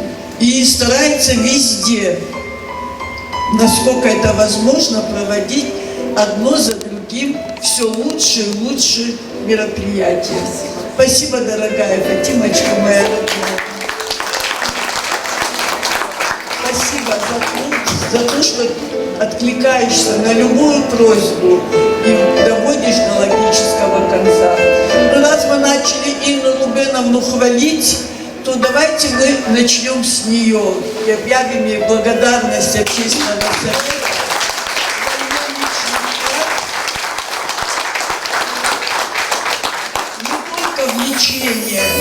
Не только влечение и освоение лучших практик оздоровительной работы, но и за ваш вклад в общественно значимые мероприятия города и республики.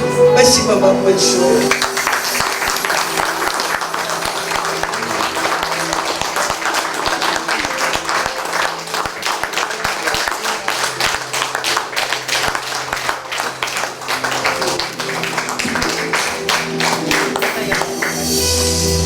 Вы знаете, вот я стала Фатиму Савельевну хвалить, и на самом деле Союз театральных деятелей огромную работу проводит. Это и в области искусства, развития театрального искусства, развития вообще вот культуры нашей республики. А какую работу они по инклюзивному образованию, развитию детей проводят. То есть можно много-много говорить о них.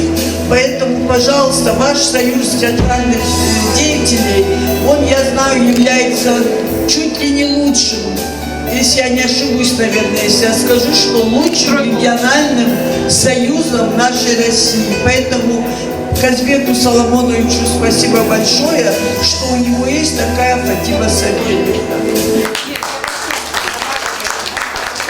Я прошу, чтобы не все грамоты были мне. У нас сегодня представитель Союза театральных деятелей. Пусть ему вручат Союза театральных деятелей грамоту. Наш старший. Это как сказано.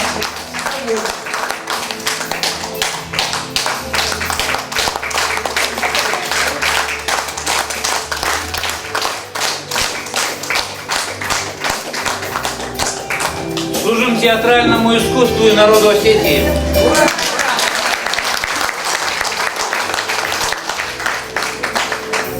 А здесь Нет, она уже бежала, это мы передадим. точно? Да. Точно ушла. Ну, мы решили, общественный совет города, наградить сегодня одну семью, которая в браке прожила долгие-долгие годы, и одну молодую. Ну, так как молодая ушла, давайте мы наградим Людмилу Владимировну Тихонову. Да.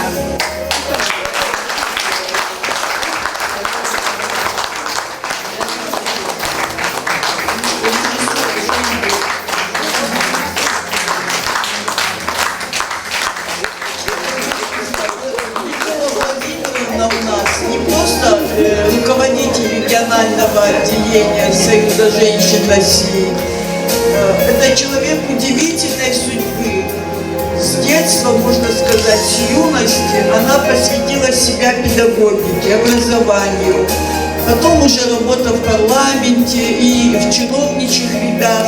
И сегодня она возглавляет региональное отделение Союза женщин России и успевает везде участвовать и везде вносить свою лепту от имени Российского Союза. Спасибо вам большое. И общественный совет говорит вам еще раз, несколько раз. Спасибо большое. Спасибо огромное. Но я должна, как сказала Фатима Савельевна, завершить наш чудесный праздник, который нам сегодня подарили.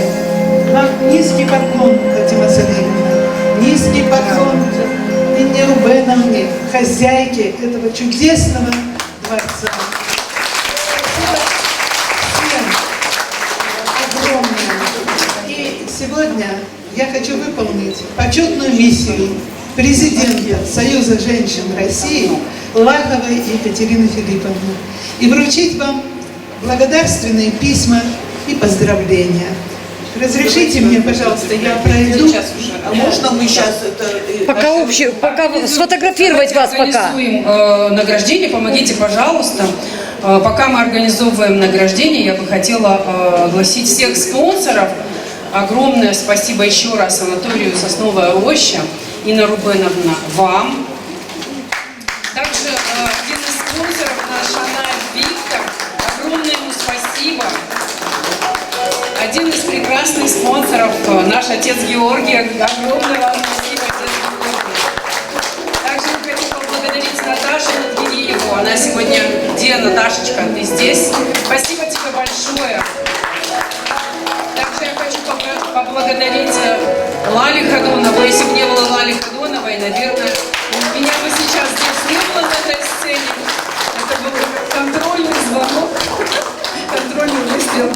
Спасибо всем большое. За это время уже девочки подготовились. И, да, и вот вручаем чуть-чуть в нашу режиссуру Тамары Габовны, когда вот вы чувствуете, да, что надо доверять, да? Надо доверять. Ну, вы знаете, среди нас сегодня в этом зале снимает спокойно Злата наша. Все мероприятия, не только Союза театральных деятелей, общественного совета. Она входит в пресс-службу общественного совета города. И Залина Мусалбековна, это ее парадное имя. Так мы ее зовем сегодня. Пожалуйста. И от Союза женщин России мы вручаем Злате памятную медаль и полную посадку.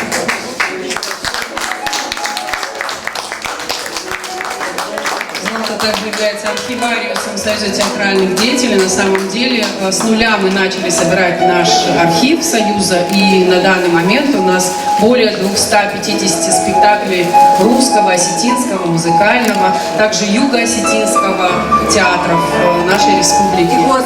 Дегорского. Ну, само собой, все знают театры нашей республики. Поэтому за это ей тоже огромное спасибо.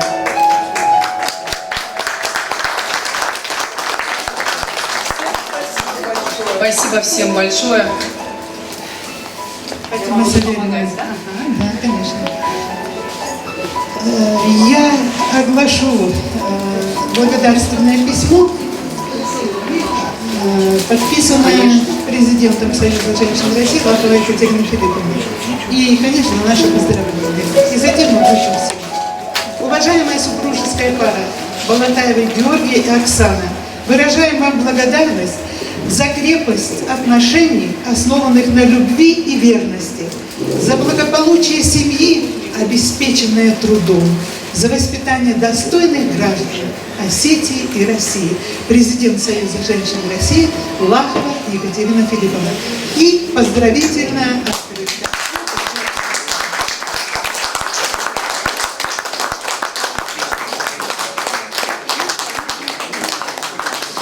Также объявляется благодарность супружеской паре Абаевым Олегу и Таисе.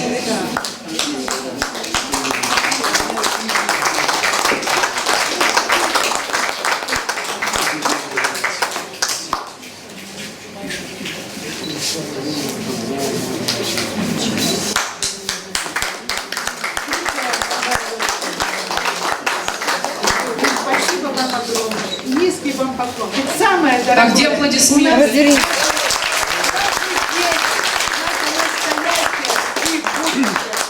Гаглоевы Мария На меня. Сюзанна.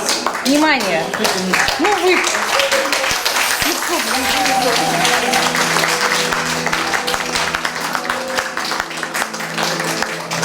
Бучигову Сайфудин и Луганская Светлана.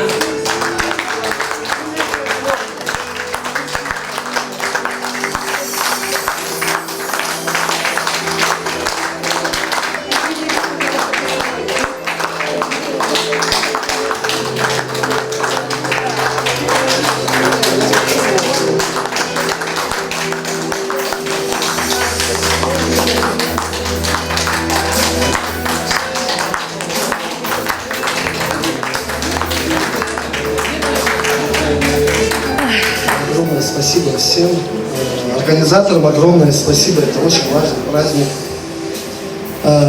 Я бы хотел сказать, в 93-м году впервые оказался, еще когда был, по-моему, только переименовали, в 92-м переименовали Орджоникидзе, Владикавказ.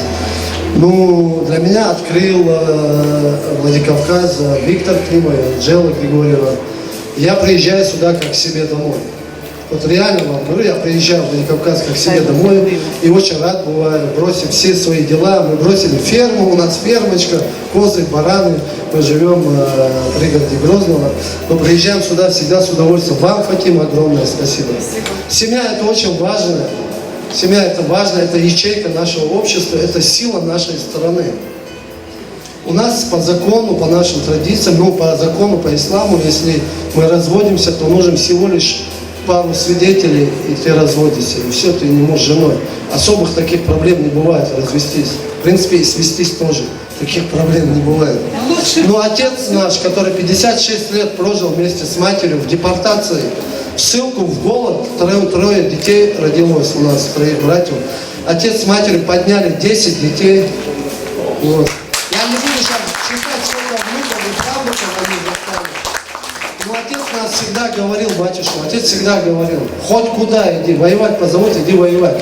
Но никогда не ходи свидетелем, когда будет рушиться семья. Там гуляет сатана, то бишь лукавый, рушит семью, рушит лукавый. И он говорил, вот только туда не ходи, хоть куда можешь ходить. Поэтому слава Богу, семья это подвиг, семья это подвиг от Господа Бога. Вот. Я знаю, немало пил, и они пилят нас, мы знаем это все, эти все закулисные, как пилят они нас, жены, это все есть в этом. Но мы все равно это храним, и на нас, мужчинах, лежит эта огромная миссия сохранить семью. И слава Богу, что у нас есть они, которые хранят наш очаг. Мира всем, добра и благополучия.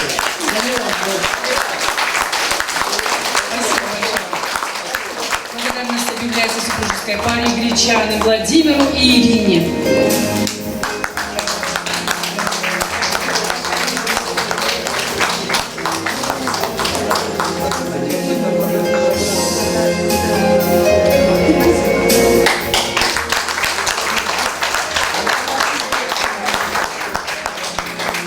Чаусовы Николай и Тамара.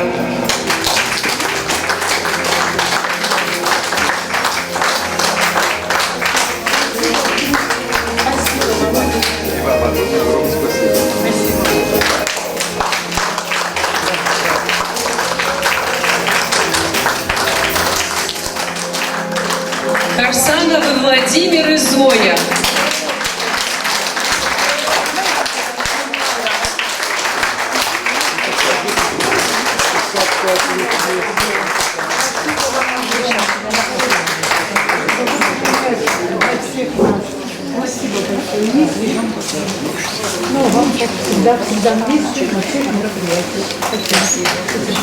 Загоева Славик и Светлана.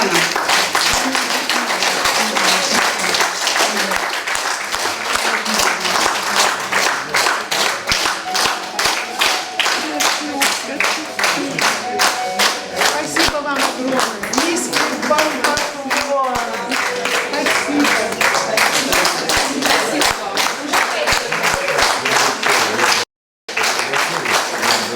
Мелешин Александр и Лысых Вера.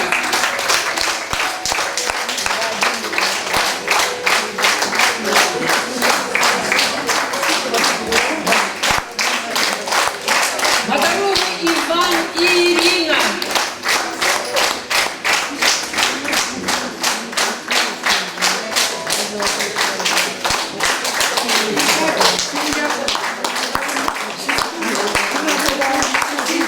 Аплодисменты, друзья.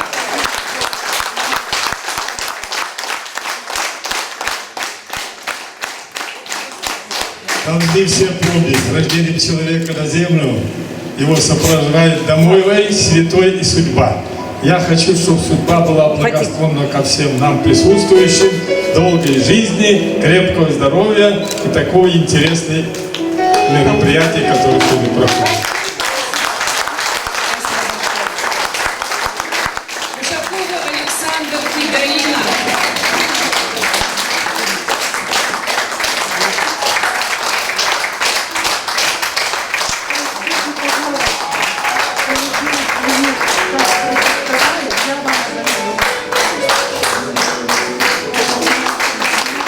Шагрова Сергей и Ирина. Всем добра и будет мир.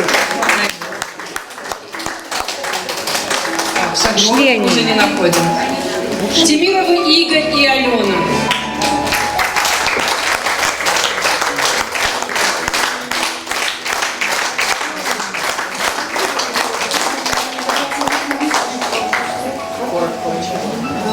Я хочу выразить огромную благодарность всем организаторам.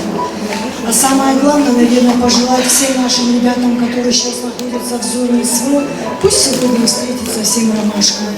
И пусть они возвращаются домой живыми. Спасибо. Крусовы Владимир и Алана.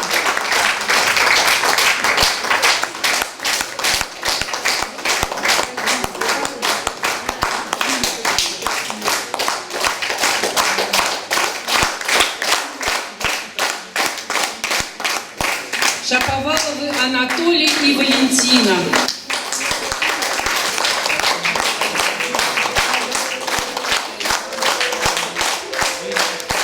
Друзья, это надо приветствовать стоя, можно сказать. Такая творческая пара.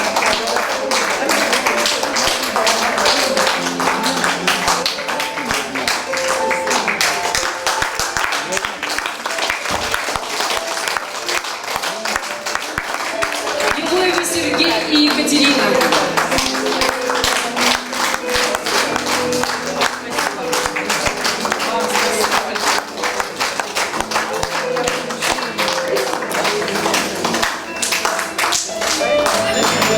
Климов Виктор и Григорьева Анжела.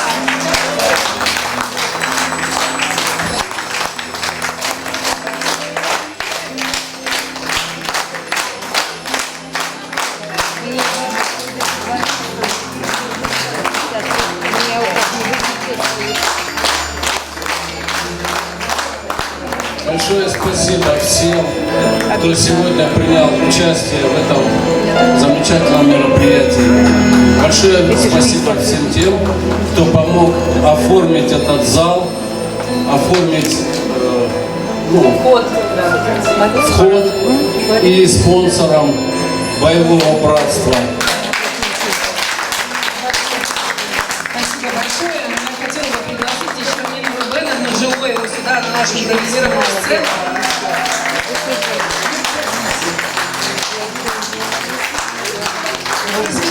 пожалуйста. Но почему-то я доверила на 100% Фатиме Савельевне. Я видела вас.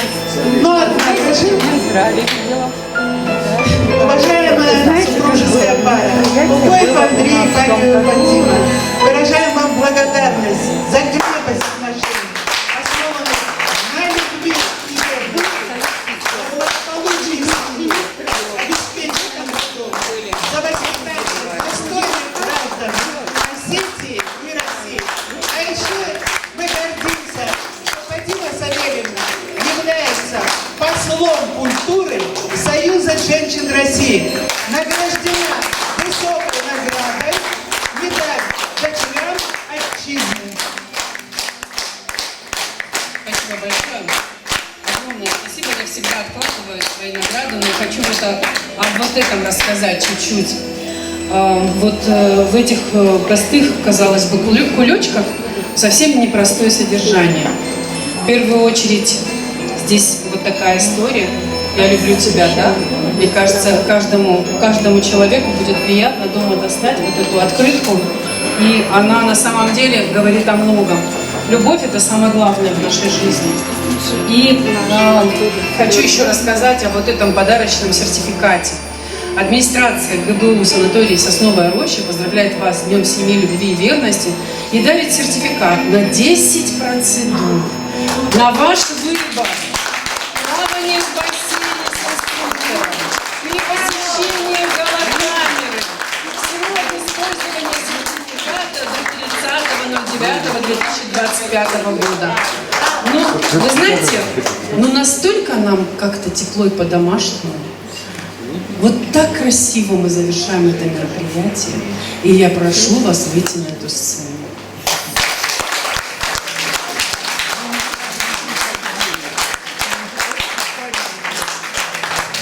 Дорогие наши гости, спасибо вам огромное, что вы сегодня сделали для нас такой праздник.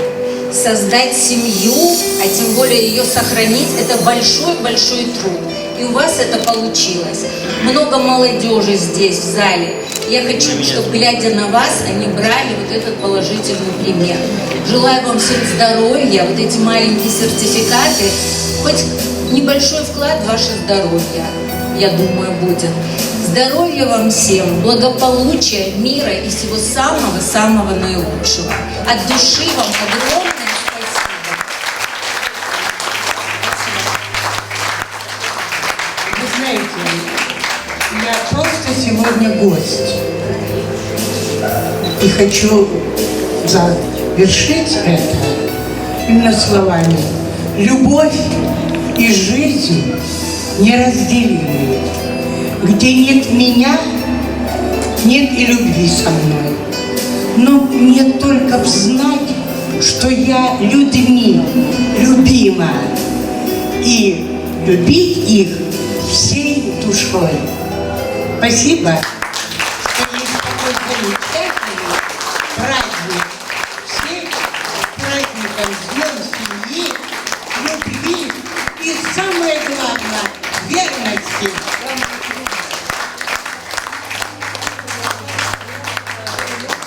Еще немножко займу вашего внимания. Хотим тоже поздравить, это наш друг Злата Тебеева. Мы тоже хотим ей уделить внимание. Долгие годы прожила со своим супругом, к сожалению, его недавно не стало. Но я уверена, что люди, они не умирают, они просто переезжают на другую планету. И он, надеюсь, это все видит. Пожалуйста.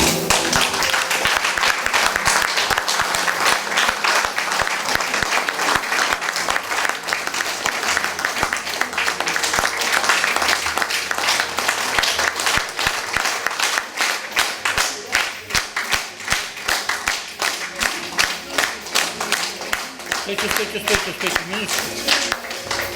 Для истории.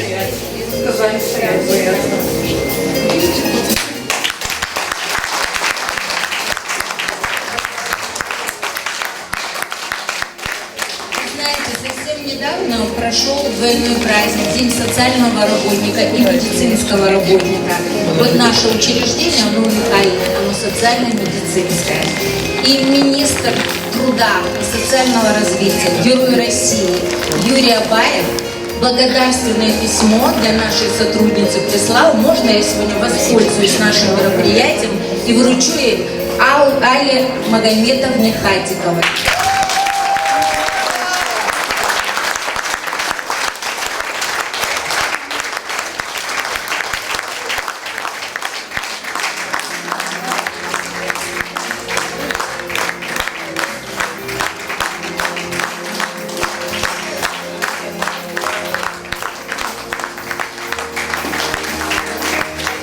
Спасибо большое.